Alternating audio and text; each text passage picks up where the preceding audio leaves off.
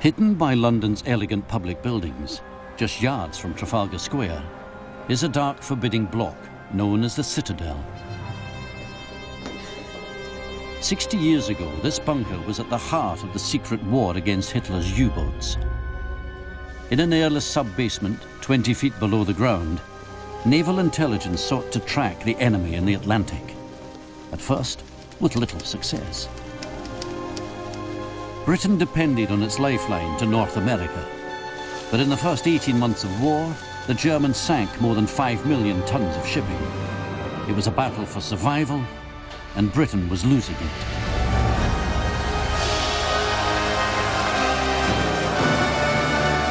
But in the spring of 1941, a new source of intelligence began to flow into the Citadel, which promised to transform the Battle of the Atlantic and to shape victory from defeat.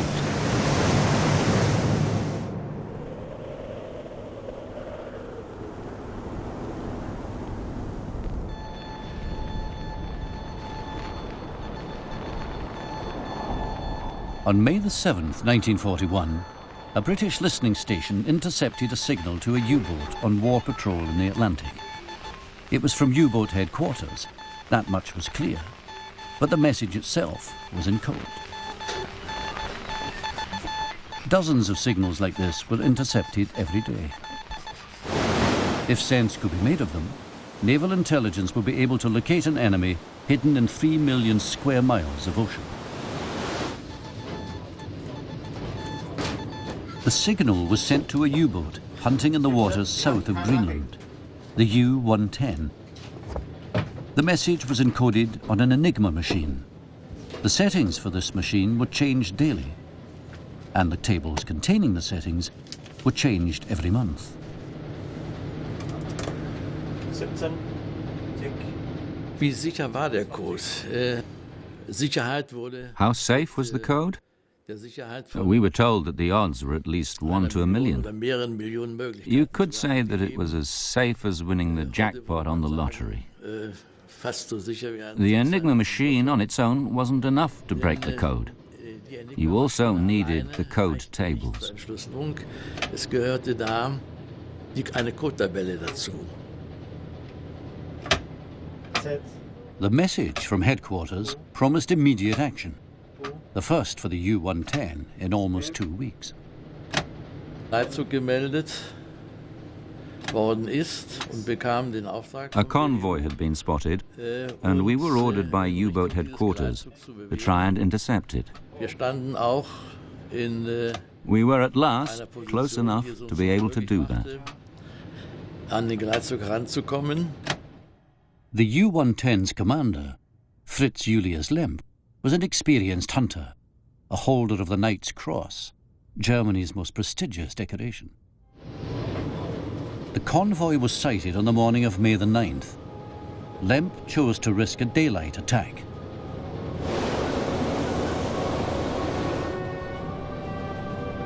Wir haben dann angegriffen und haben. Then we attacked, fired at 2 steamers.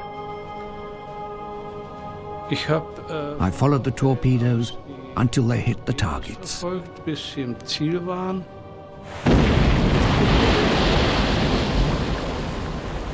Suddenly, there was a terrific explosion, I think on the starboard bow, and we knew a ship had been torpedoed. Then another ship was hit. Turned the convoy the other way, raced over, started picking up the contacts.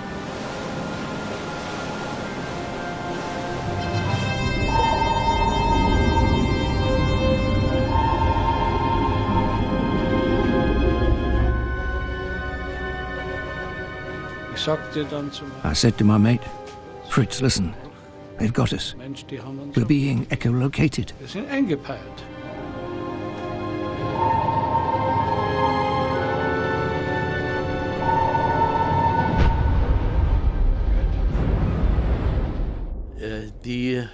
Für uns letzte Ladung. The last depth charges caused serious damage. We had water and diesel oil leaking into the U-boat. Wir hatten Dieselöl Einbruch.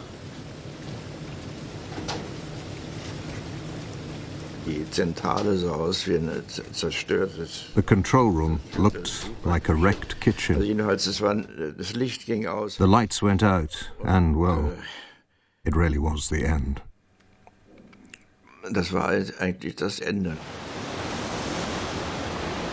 The U-boat, like the one filmed here, shot to the surface, taking the Royal Navy escort ships by surprise. It is the dream, of course, when you attack, to have a U-boat coming to the surface. It happens so seldom. And we opened fire, and the noise in that U-boat must have been absolutely terrific.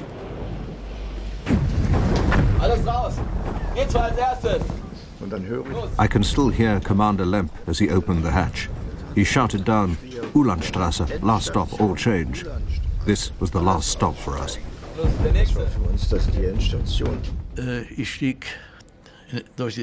I climbed from the control room through the tower up to the bridge. The commander was standing there. I said, "Sir, the secret things are still down there." He just said, "Leave it, Wilde. The boat's sinking anyway." The British rescued those they could, but 17 of the crew, including Commander Lemp, were lost. The U-110 remained stubbornly afloat.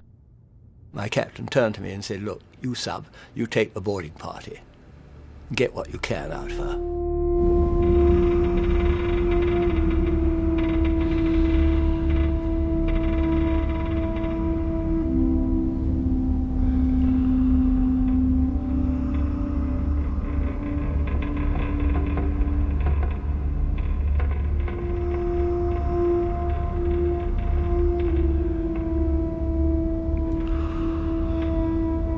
One couldn't believe that they just left the U-boat. I felt sure there must be somebody down below. And so, going down that last ladder with my revolver holstered, I felt terribly vulnerable, very frightened. Very eerie. No noise at all, deathly silence. Nobody there. So I then shouted up to my boarding party, who I'd left on deck, to come down.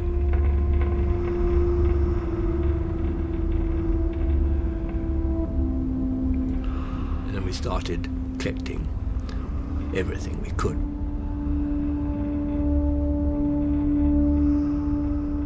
And the telegraphist came along to me and said, "Look, there's something very interesting here, you better come and see."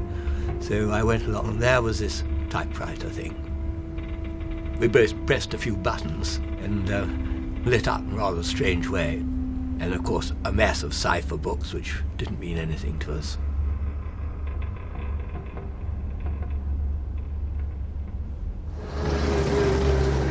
Four days later, the intelligence haul was delivered to a Victorian mansion in the Buckinghamshire countryside.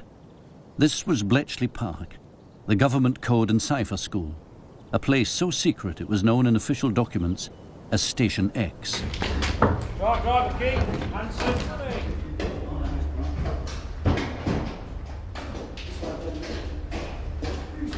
By 1941, the Bletchley code breakers were able to read both German Army and Air Force signals. Only the Navy's Enigma codes were unbroken.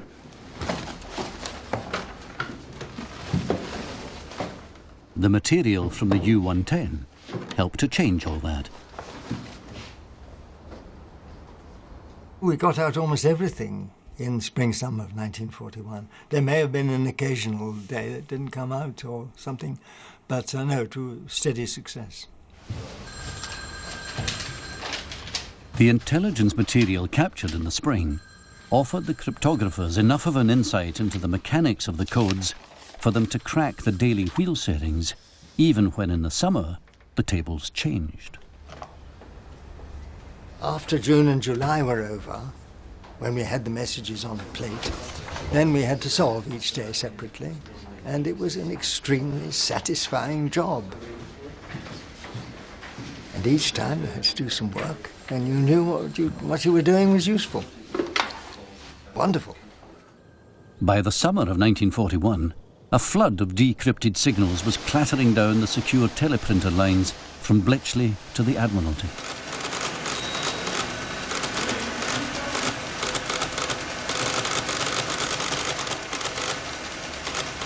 It was known as ultra, or special intelligence.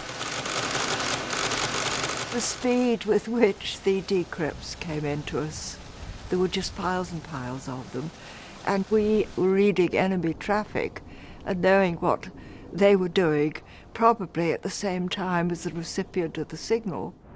At the other end of the teleprinter line was the Admiralty's Intelligence Centre, the Citadel. At the heart of this secret bunker, a small team of intelligence officers sought to track U-boats in the Atlantic. The submarine tracking room was to mirror operations at U-boat headquarters. And lest anyone forget, a grim portrait of Karl Dönitz, the leader of the U-boat arm, hung on the wall.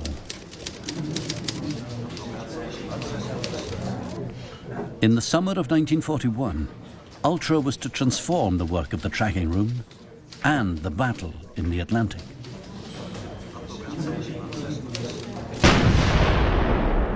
On June 21st, a British cruiser sank the German supply ship Babatonga, one of the network put in place to refuel surface raiders and U-boats at sea.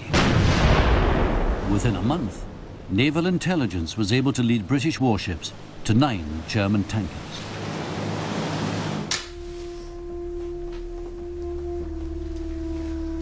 It was a severe blow to Dönitz's plans for long-distance operations in the Atlantic. To make matters worse, his U-boats were also struggling to find convoys closer to home. In May 1941, they'd sunk 58 ships. In July, just 17. Dönitz began to suspect an intelligence failure.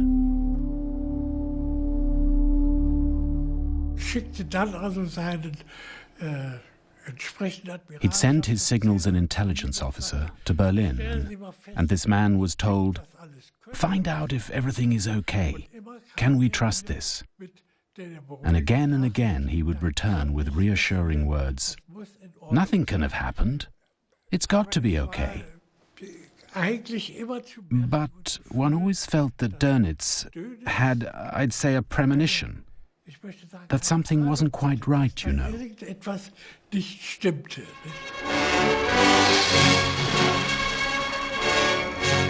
On the day the British captured the Enigma materials from the U-110, Admiral Dönitz was appearing in a film being given its gala premiere in Berlin.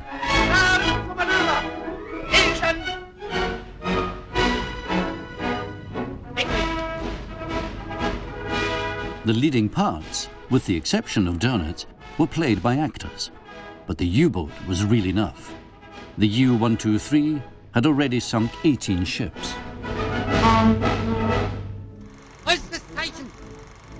Verehrung des Leutnants zur See von Benedikt. Bitte ich Sie, Kaplan Hofmeister, seiner Mutter das U-Bootskriegsabzeichen zu erreichen.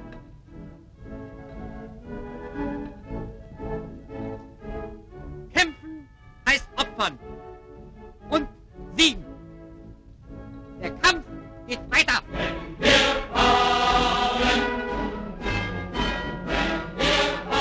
That summer, the U-123 was to set out on war patrol under a new commander.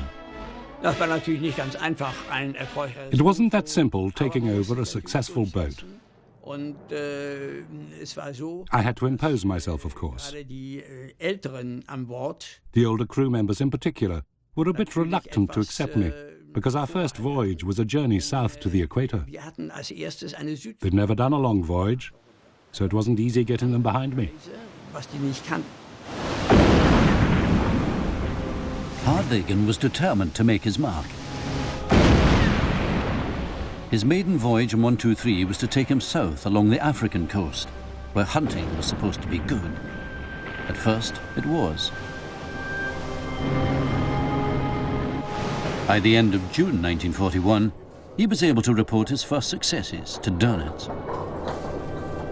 At battle stations, turned onto a parallel course, a hit at the bridge and a bright fiery glow. There's an oil patch at the site of the sinkings, and a few people are floating in the water, holding spars. But U-123's war patrol was being tracked by the British. Hardagen's signals were read in the Citadel just hours after he'd sent them. Time enough for convoys to be directed away from U-123. The tracking room was carrying out the same operation with a dozen more U-boats right across the North Atlantic.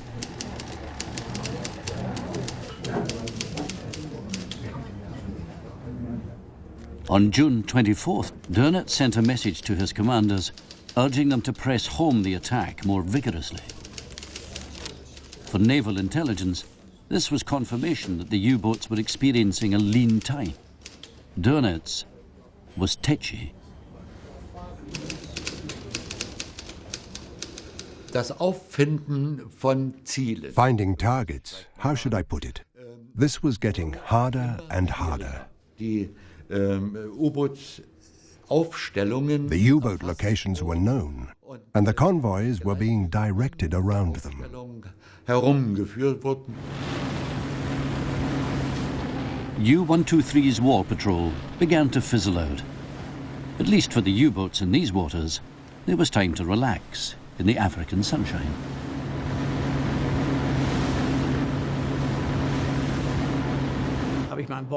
I organised a deck party with sausage snatching, shark fishing, and the crew was able to swim. Jeder Streich macht ihn weich, macht ihn klee. Wir werden ihn noch weiterhin zerknittern. Siehste wohl, The water was around 30 degrees. It was lovely. We could have a nice shower. We took our clothes off. Everyone was naked, you know. Klamotten runter, die waren alle nackt. Nee.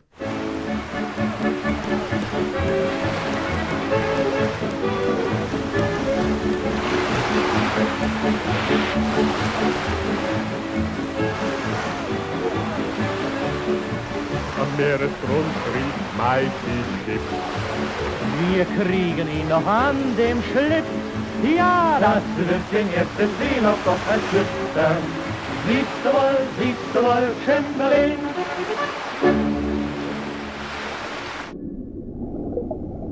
By July the 14th, U-123 had reached Freetown on the coast of Sierra Leone. This was an assembly point for convoys preparing to make the journey home to Britain. There were hopes at last of an easy success. They were short-lived. The Royal Navy had been tipped off by U-123's own signals, and now the only ships passing in and out of Freetown were the ones they couldn't sink. We had them in our sights, and we wanted to sink them. But when it got dark, they were brightly lit. And they all had the American flag on their sides. They were neutral, and we couldn't do anything. Hitler had personally ordered that a signal be sent to U-boats expressly forbidding contact with American ships. The frustration of Hardegen and his crew was mirrored across the U-boat arm that summer. The failure of its codes compounded by the presence of an enemy it couldn't touch. Yes. Wir hatten ganz strikte Anweisungen. Auf jeden Fall. We had very strict orders to avoid anything that could cloud the relationship. Und trotzdem war man da. But one already felt in those days that the Americans were doing quite a lot that couldn't truly be reconciled with neutrality. Mit Neutralität nicht mehr ganz zu vereinbaren war.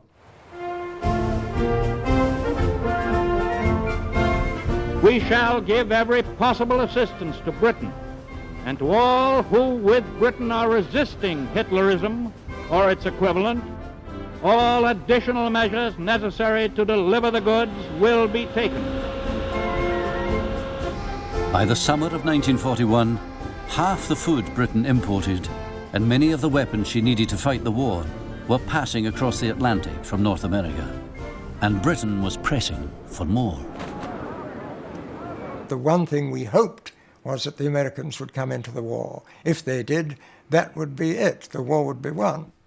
Of course, it has to be said there were many people who were very, very much in favor of Britain and who would be glad to get into the war, of whom President Roosevelt was one.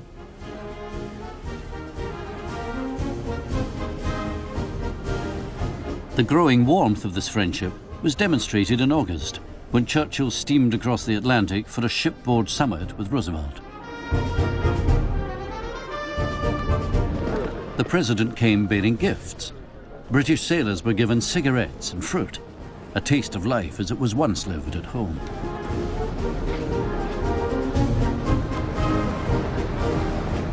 American sailors were able to meet the British Prime Minister.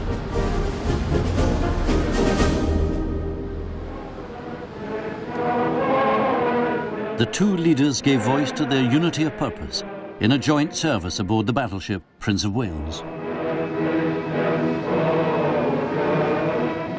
Churchill got what he wanted. Roosevelt agreed to bend the bounds of neutrality even further. American warships would begin protecting British convoys in the Western Atlantic. The USA declared a security zone, an exclusion zone, and that was for us, of course, nonsense. We regarded the whole of the Atlantic as our operational area, but the Americans attacked a number of submarines in the Western Atlantic. It regarded them as pirates.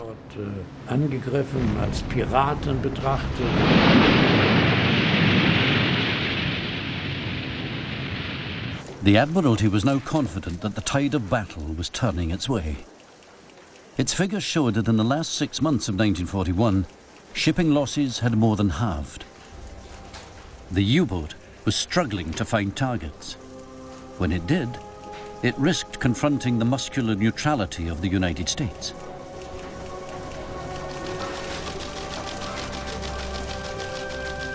But it was clear this standoff couldn't last forever.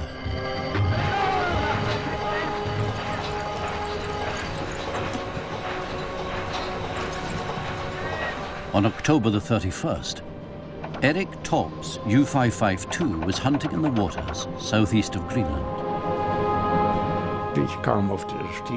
I came upon the convoy in the early hours of the morning and attacked immediately with 2 torpedoes.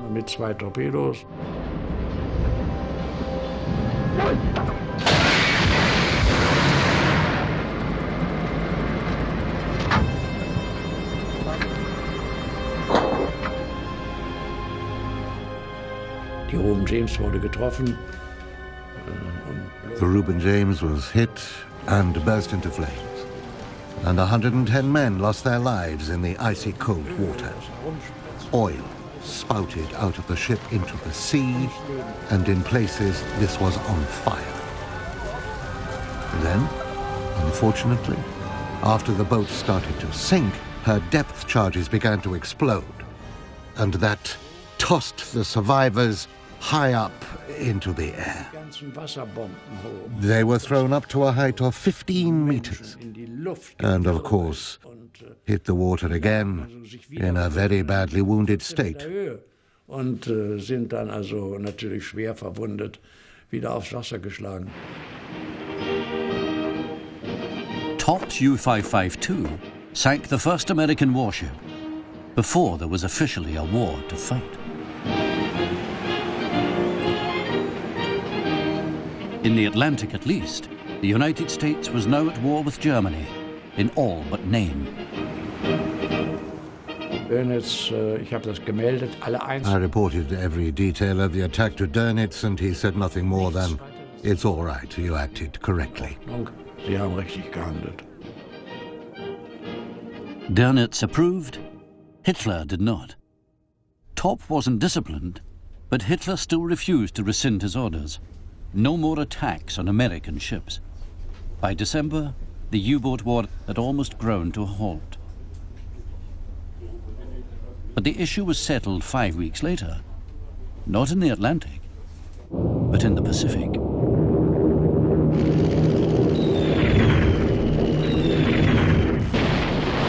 This is the Arizona, writhing in death agony, awakening America to battle and rallying America to a new battle cry.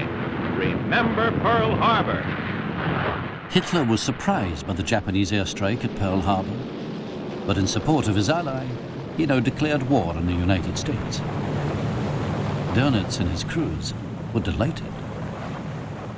Der Kriegseintritt der Vereinigten Staaten. The entry of the United States into the war was, I would almost say, a relief. Erlösung, dass man jetzt also wusste, wir können das. We could now respond to what the Americans had already been doing to us in terms of hostile attacks. Könnten wir jetzt nun auch beantworten. Preparations began for Paukenschlag, Operation Drumbeat.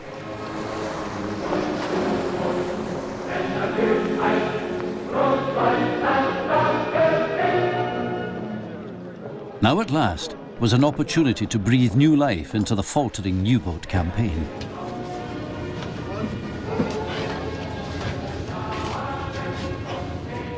Just 5 large U-boats were to spearhead the attack on the United States. One was the U-123. Hardegen and his crew set out for the new combat area on Christmas Eve 1941. A few of us were already wondering whether we would get back from there in one piece. It was a fair way. Lange Reise gewesen, nicht?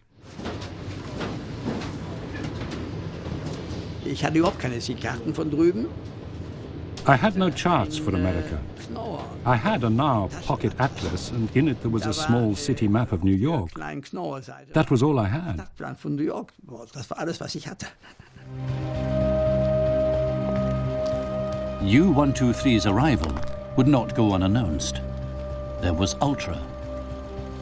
On January the 10th, 1942, a message was intercepted and delivered to Bletchley. It was an order from Dönitz to the drumbeat boats. It was clear an attack was building off the American coast. But the eyes of the American Navy were still turned to the Pacific. The warning reached the desk of its Naval Intelligence Service, but no action was taken. In those first days after Pearl Harbor, it really was a pantomime. But then you've got to remember the United States is a hell of a long way from anywhere else. And Americans are not accustomed to think of people attacking them on their own shores.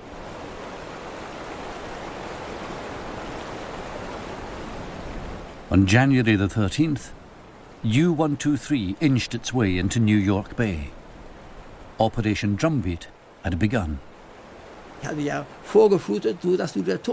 had flooded the front tank so that only the tower showed. What American fisherman would recognize a German U-boat tower? I'd assumed that I would find a coast that was blacked out. There was a war on, after all. But ships were sailing with their navigation lights shining brightly.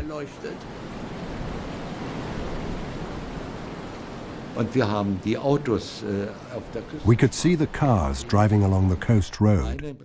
And I remember we could even smell the woods. Die Wälder gerochen haben.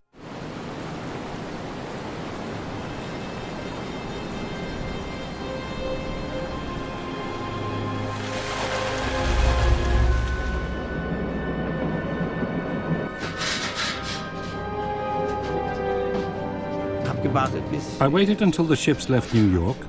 Then I would sail behind them until they were in about 40, 50 meters of water, and then sink them.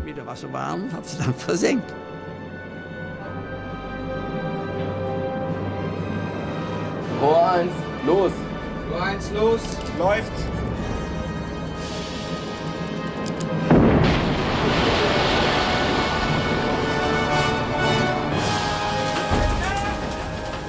The night of the long knives, a drumbeat with 8 ships sunk, including 3 tankers.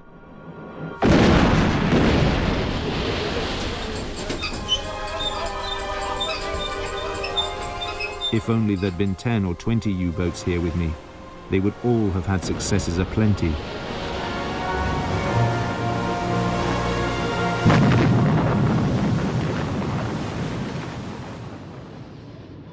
Hardegen was able to report to U-boat headquarters that American waters were teeming with ships unprotected by convoy. The U-boat could sink at will.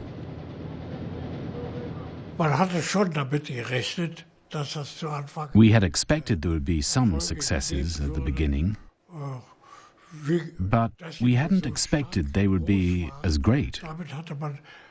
That was, let's say, a nice surprise.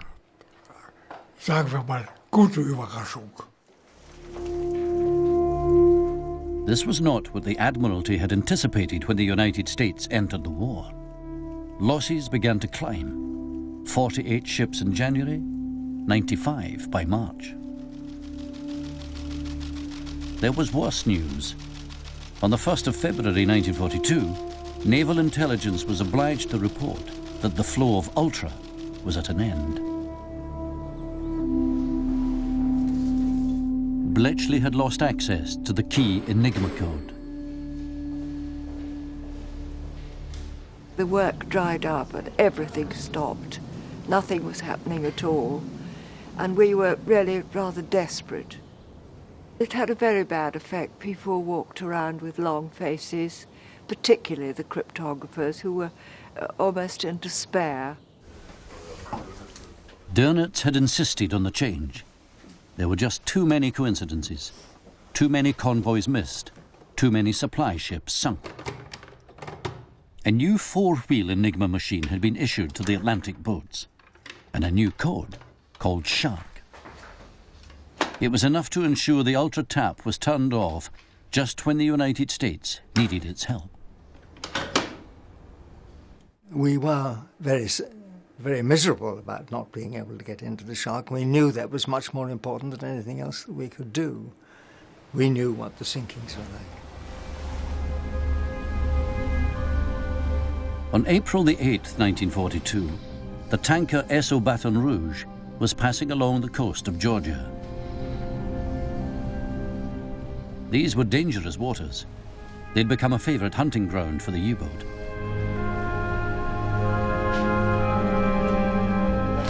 After 4 months of war, there was still no convoy protection. Nor had most Americans woken to the new Pearl Harbor unfolding on their doorstep. All the businesses, and they wouldn't dim their lights.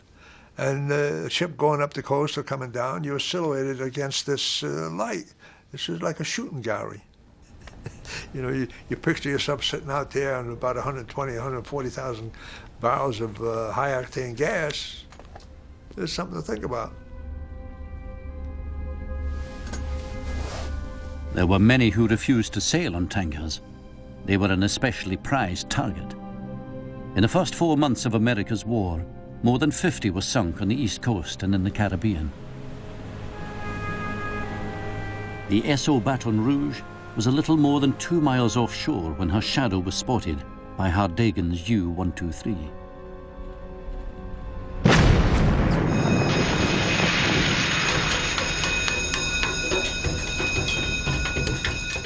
Boom, she says. I don't know how high up in the air I went because it was right under me, just about. I don't know if it knocked me out or what, but when I come to, I says, holy mackerel. You know the first thing out of my mouth? First thing out of my mouth, please God help me now. The first thing out of my mouth. 9 days after the sinking of the Baton Rouge, all tanker traffic on the East Coast was suspended.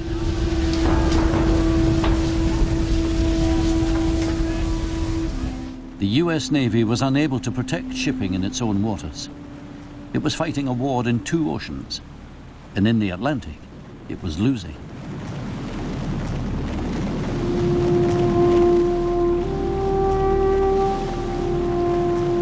I was a pretty sick cookie. I'd come home, my mother would put a rubber mat in the bed. Because I would have such nightmares, I'd wake up in a pool of water, sweating so bad. Boy, I get some doozies. One time I was running down the hall howling general quarters. Did you believe it?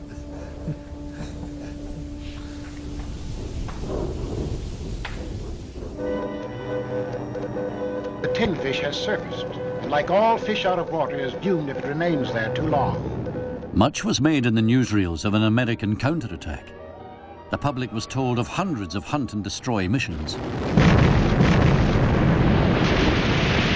of 15 U-boats sunk in the first 3 months of the war. Planes would come and drop a few bombs. We would only laugh about that because they were so far away, they had no effect. But they always reported, "I've sunk a U-boat." Return to base. Okay. We were supposed to have been sunk 3 times. Every time we sank a ship, we were sunk again. The Americans needed this as a consolation, the idea that they had done something, but it wasn't true. Despite the American claims, no U-boats were sunk in United States waters in the first 3 months of the war. And with tankers burning off the beaches, it was impossible to hide the failure of the Navy's response.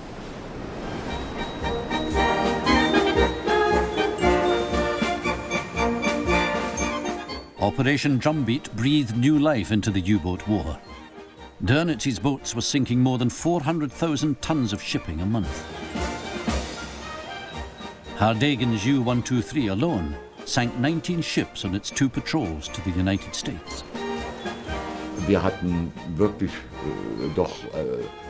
We were the ones who'd had the greatest success, and the reception and the propaganda circus around us was correspondingly noisy.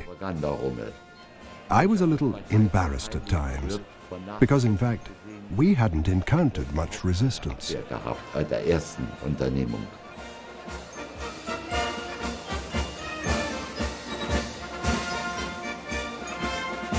Then Dönitz pinned the Knight's Cross on me on the deck of my boat. That was, of course, a special moment. Dönitz had good cause for satisfaction. Everyone wanted to be part of what the crews called the Great American Turkey Shoot.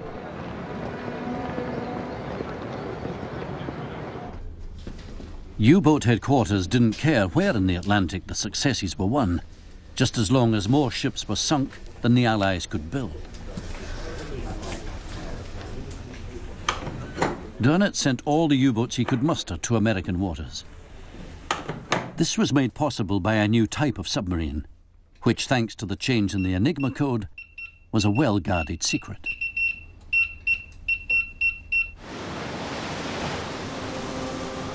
U-boats were now able to rendezvous off the American coast with giant underwater tankers loaded with up to 700 tons of fuel, food, and torpedoes.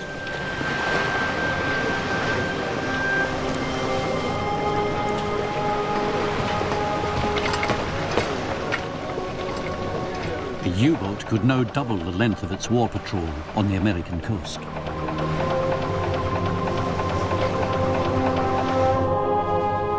Staff at the Admiralty were unable to contain the frustration. There was sharp criticism of their American allies' failure to introduce convoys sooner. The monthly total for June was to be the worst of the war. 173 ships sunk.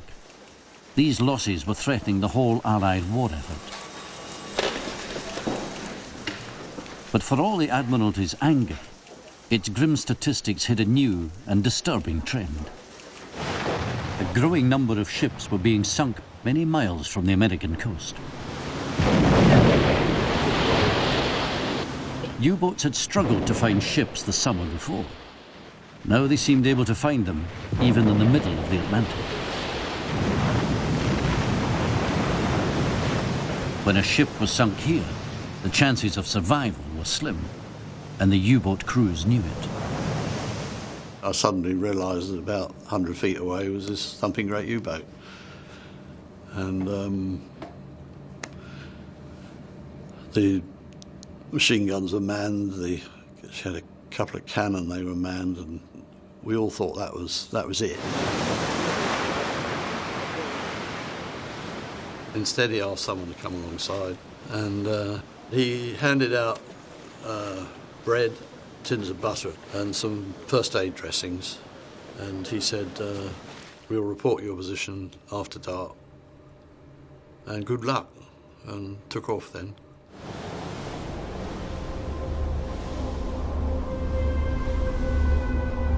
I think it was the worst time that first night in many ways. You began to think about how a few hours ago you were having breakfast and you ought to be having a jolly good dinner now.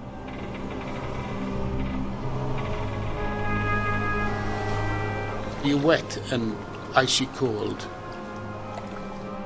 Your backside would sit on the hard surface, wet clothes, rocking, thrown about like that. You're never still.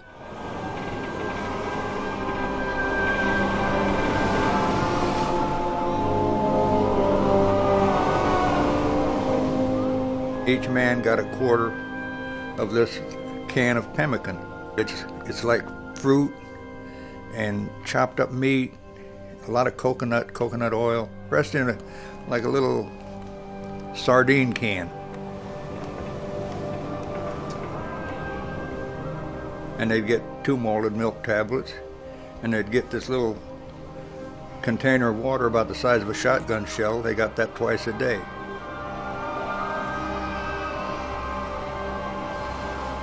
And that was their ration.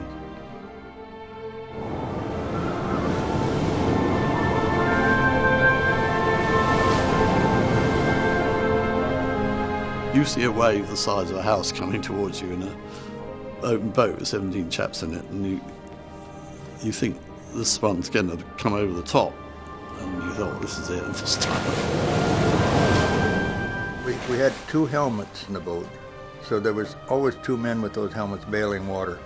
You just kept at it, because if you gave up, you were done, and you knew this.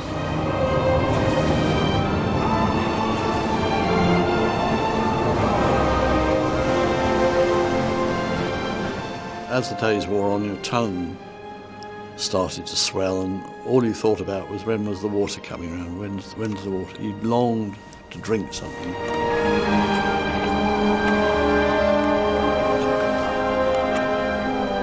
When I was a child, I read Charles Dickens' Christmas Carol. There was a lovely illustration in that book. The Ghost of Plenty sat up in front of a giant fire, log fire, with fruit and food and mulled wines and all sorts of things around him. And every time I closed my eyes, I could see that. From the summer of 1942, many of the merchant seamen forced to undergo this ordeal were paying the price for a catastrophic British intelligence failure. The breaking of the German Enigma codes was of immense value to the Admiralty, and yet it was cavalier about the security of its own codes. It relied on book ciphers, easy to use, but often easier to penetrate. Little effort was made to disguise the code's indicator, the key for anyone decrypting a signal. By the summer of 1942, the Germans had cracked the British convoy codes. Their most successful U-boat pack attacks on our convoys were based on information obtained by breaking our ciphers. The Germans were doing just about as well with our ciphers breaking them as we were doing with Ultra. In fact, at times, they may be doing better. Thousands of signals were sent to Allied ships every week. As much as 80% of those sent in one code were read by the Germans. A secret report written for the Admiralty after the war admitted it had cost the country dearly in men and ships, and nearly lost us the war at sea. By the time the U-boat returned to the convoy war later that summer, the intelligence advantage rested with Dönitz. He would use it to direct his packs against convoys deep into the North Atlantic, 1,000 miles or so away from land.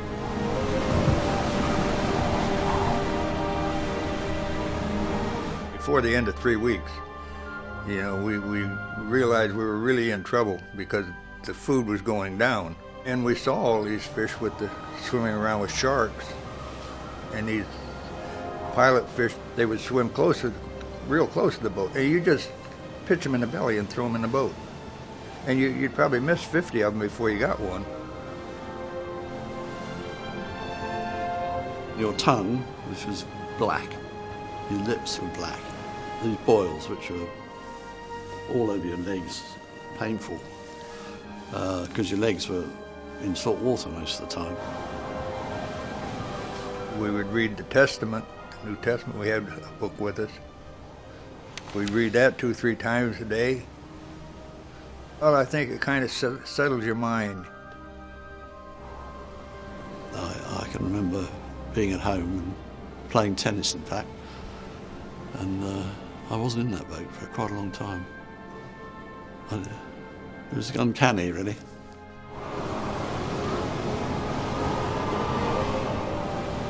This guy, we found out he'd been torpedoed before, and mentally he was not with it. And he'd lay his money out in the boat, and he'd give somebody a $5 bill and tell him to call the water taxi. He wanted to go ashore. And then we got in this terrible storm one night, and as we were all doing our thing, he just stood up in the middle of the boat and he jumped. He just literally jumped right out of the boat, and we never saw that man again. You know, it's kind of heartbreaking. He'd been through so much, and then he just decided he had it. It was a grey, cold North Atlantic day, and somebody saw this shape on the horizon. And it was an Icelandic trawler, and its name was Surprise.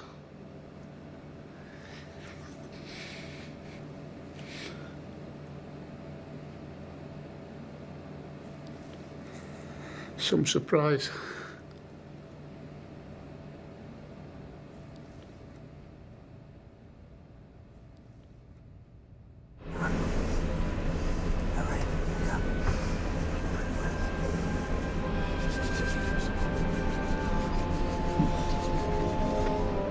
Put on the mistake in a hammock, and the crew of the Snowflake, I can't speak enough.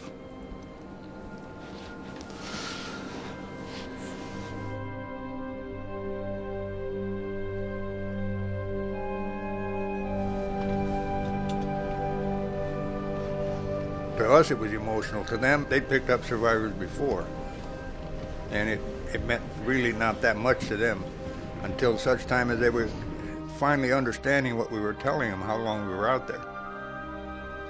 Then they couldn't believe it.